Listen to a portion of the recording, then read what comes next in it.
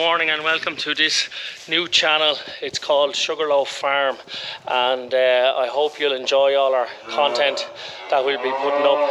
It's just we're going to do it on a trial basis because some of the other channels we see are predominantly dairy farms or dairy stock, and we are sucklers and sheep, and we'll have a good bit to do with sheep, so we hope that will interest people.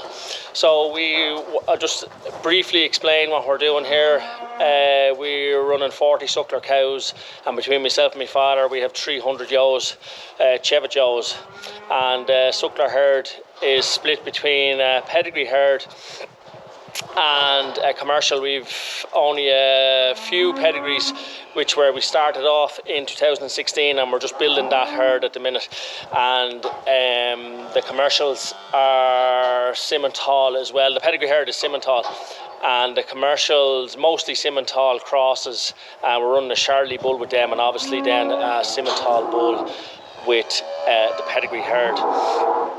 So I'll just be showing you a few things around, and hopefully you'll have some interest in it.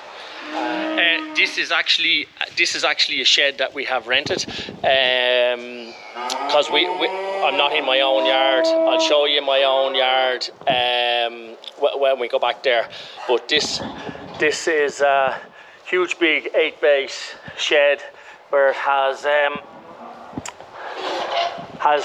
slats at the front,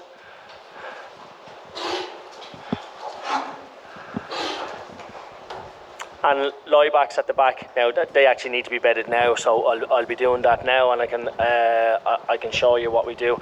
The calves all have the lieback. The cows are just stay on the slats. We autumn calve from the 1st of August to on to probably October, and then we have a few January calvers as well, so I'll be showing you them when we go back to my own yard. And the reason we autumn calve is because we don't have enough facilities at home. Don't have enough sheds and facilities to calve all in the spring, where if we're autumn calving, we can keep the cows out and the calve outside, which is much healthier and better for both. But you might have to bring a cow in difficulty, but she'll be out within a day or two.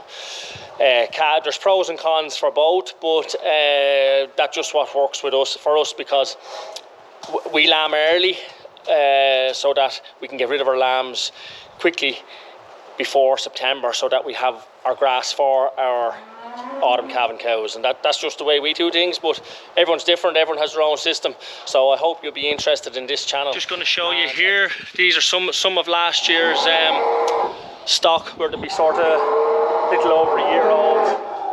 These will be the worst of them. We sold off some of the best of them, so that's just there. And this is our pedigree herd. Go back. Come on. These are our pedigree cows, some of them. Now we have a couple of commercials in here where one had a set of twins, and then maybe one just didn't have a lot of milk, and we put the calf in here. So put them in here so that they would be getting the pedigree cows would get a little bit more TLC than the others. So the calves, any sort of donny calf or wheat calf, would get put in here with the pedigree cows as well, with the cow, just so they get a little bit more TLC. Now this one here, this black one, is a Belgian Blue Cross dairy, and she actually was a C-section, but her calf is not here, and I'll show you her calf in another video, where there was a little bit of complication, so we just put her in here because the C-section, she was with the Charlie bull. She was with the Charlie bull last year, and it was her second calf, and it was C-section, so we didn't want her going back with the Charlie bull. We're putting her with that bull now, Kus Nijinsky, which is a new bull, and he won't be probably as hard calved, but she had a few complications, so we put her in here without the calf to try help her recover a bit. And we'll show you the calf in another video where we're rearing them by hand. Now these are pedigree heifers. These are pedigree heifers we're keeping. Now this dark red one here is a shorthorn because my wife is mad into shorthorns, so I bought her this for her birthday, which she wanted, and we just haven't put her in calf yet because she's just maybe a little bit smaller than we'd like. She's in good condition, but we just like her a little bit bigger, and so we'll be AIing her, and the rest there are Simmental heifers that we'll be putting in calf in November. And then just moving on to the commercials, there's our Charlie Bull. He's only recent to the herd as well. This is the first crop of calves after him. Some of the brown calves there are by him. Now I've had cows calve on their own by him, and we've had 2 C-sections, so we need to put a good few cows with him and see. Definitely strong cows need to go with him and see how he progresses from there. So it was a pity we didn't have the channel up and running. We were hoping to get it running the 1st of January, but we didn't have it up and running because we've missed then the scanning of the cows and the scanning of the ewes. But I'll be re-scanning these cows. I scanned twice, one to get early dates, really to get early dates and try get a fix in on when they're calving. I know you'll have a rough idea anyway, but for the pedigrees, you don't want to be taking any chances. I know a cow can go before or a cow can go beyond, but we really want to get a fixed date, and because we really don't want to be losing calves. So just have a few jobs here where I'm going to be putting licks out with the cows and putting a new trough in the back with the calves, and then I'll be back later and giving them some meal. So I might get this on a time lapse if I can figure it out. We're not that good on technology, so you just have to maybe bear with us and see how we go.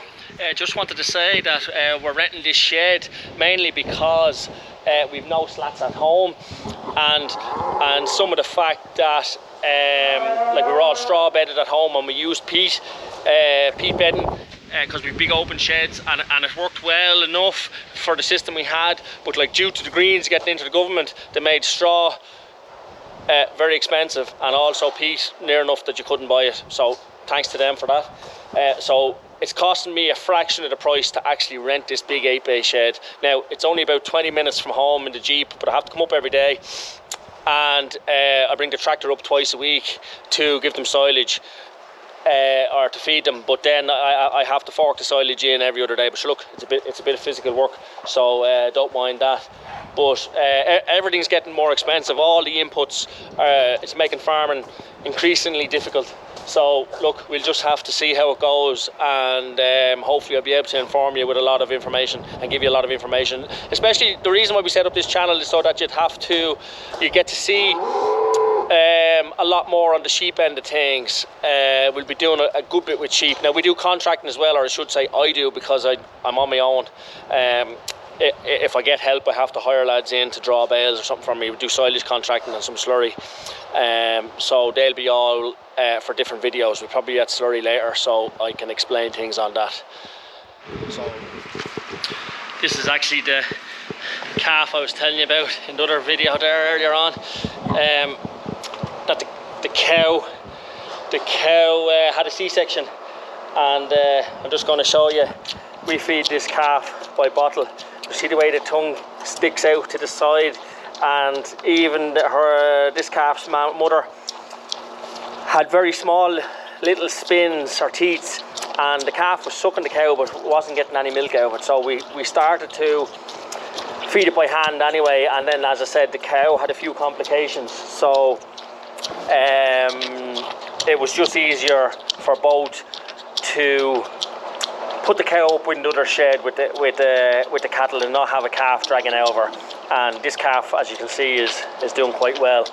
It's a heifer calf, and it's by the Charlie Bull and out of the Belgian Blue cow, and like it's a good square calf, so it's a heifer calf. We'll probably be keeping it and maybe run back a shorthorn bull or something like that, and see can we get a good shapy rony calf or something like that. Now here's another calf. Unfortunately, this calf's mother got injured on the slats, and we had to put it down, and it was very unfortunate. So we have this calf here as well, and we're rearing it here at home.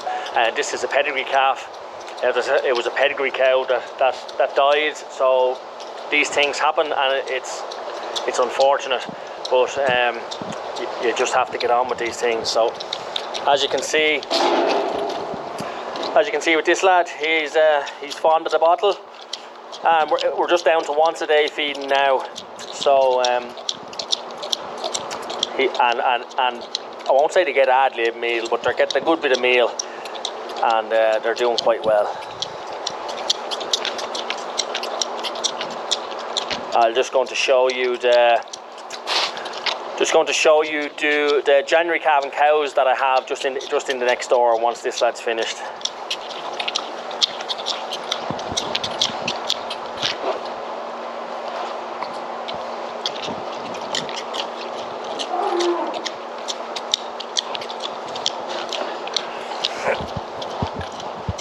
There's that lad. He's good and friendly as well. It's a bull calf. I don't know whether he'll ever make a bull, but keep him alive anyway. That's the main thing.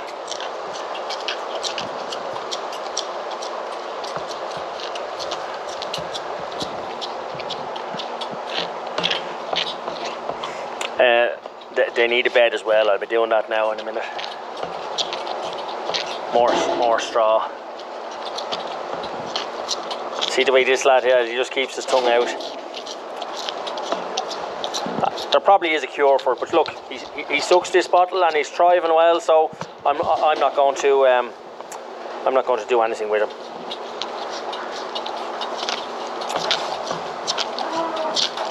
As I say, it was a godsend that he was taken off his mammy, because she was let recover then. Okay, fed the calves and bedded them. I set up the camera, but it didn't record for some reason. So as you can see, they are freshly bedded. I'm just going to get in before my battery dies, and just maybe you can see some of the calves. These are not all the pedigree calves. There's a couple of commercials in here, as I say. That's a commercial. That limousine one there. Her mother's purely in here just because I wanted her mother to go to a Simmental bull and hopefully get a heifer calf to keep. I'll be keeping that. Her mother's a real square cow, came out of the Jalix herd as well up the north, and there's 25% Belgian blue in her. That's actually her mother there, eating the multicoloured one there at the barrier. Coming back now, she's a tank of a cow, and that big limousine calf is her calf. So I'll be keeping her. That's probably my best Simmental pedigree heifer calf there. So we hope to be showing maybe some of these pedigree calves. Like, they're only young. They were only born in the autumn there, so they're only young. But all these ones here are commercial. Now, to be a mixture of Charolais and Simmental. So just to give you an idea, just to show you. I know some people, we'll have plenty of days where we'll be at machinery and I can explain things then, but we're just on a livestock day today. So it's just to show you the calves, really.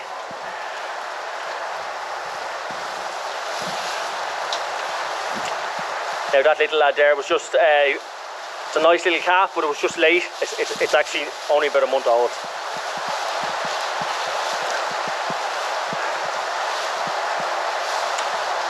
Those two little lads are the set of twins I was telling you about. They were small little lads, so they were put in here with their mammy, just to get a little bit more TLC. Okay, that's it for me for today, and I hope you enjoyed the video. And it's our startup video of Sugarloaf Farm. So please give it a like and subscribe. And subscribe costs nothing, so it just would help the channel. A lot. We just want to see how it'll go. So thanks again for watching. See you at the next one.